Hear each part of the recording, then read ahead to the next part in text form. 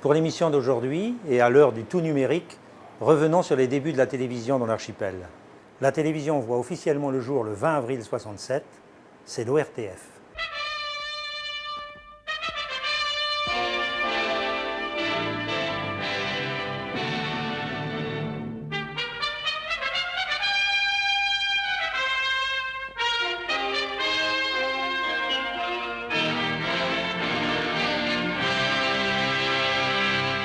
Deux ans après le lancement à Saint-Pierre, la télévision est diffusée sur l'île Miquelon-Langlade en 1969, grâce à l'installation de deux pylônes, l'un au Cap Alègue et l'autre à la Pointe-au-Cheval.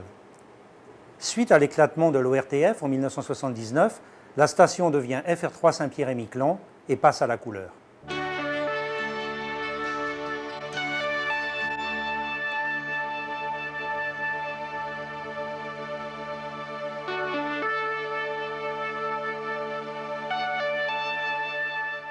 À partir de décembre 1982, RFO remplace FR3 et aujourd'hui c'est Saint-Pierre-et-Miquelon première.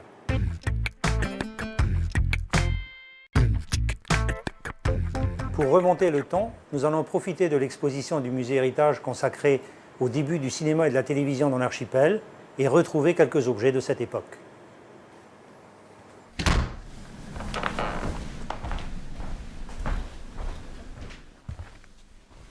Donc voici une caméra 16 mm, une caméra Bell LOL à ressort,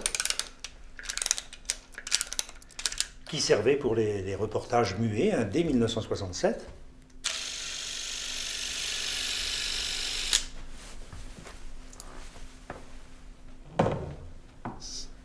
Et cette autre caméra, une caméra éclair, que l'on utilisait en combinaison avec le Nagra. Le Nagra qui était un magnétophone de reportage. Le film était développé dans ces petites machines au départ.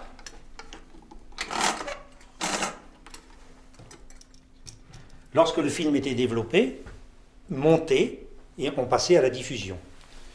Donc le film était passé à l'antenne, donc il était diffusé à partir d'un projecteur de ce type. C'est un projecteur de Brie, donc celui-ci provient du lycée Émile de Tournelle, mais en 1967, la station de télévision est équipée avec ce même type de projecteur, sauf que la télé utilisait du double bande, c'est-à-dire une bande image, comme on le voit sur ce projecteur, une bande image et une bande son. Celui-ci est un projecteur optique, avec un film lecture optique dessus. Et pour la réception, donc c'était ce type de téléviseur qui était le plus répandu dans les familles en 1967, donc au début de la télévision. Téléviseur noir et blanc. Et pour se donner l'illusion de la couleur, on pouvait utiliser cet écran coloré que l'on plaçait ici devant. Je vous souhaite une bonne fin d'émission sur Saint-Pierre-et-Miquelon première.